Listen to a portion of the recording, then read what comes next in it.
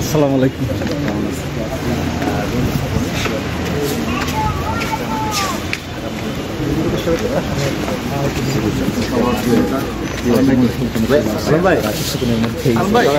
Rail উপদেষ্টার সঙ্গে সৌজন্য সাক্ষাৎ করবেন। বর্তমান জাতীয় স্থানীয় বিষয় নিয়ে মূলত তারা সৌজন্য সাক্ষাৎ করবেন রেল উপদেষ্টার সঙ্গে।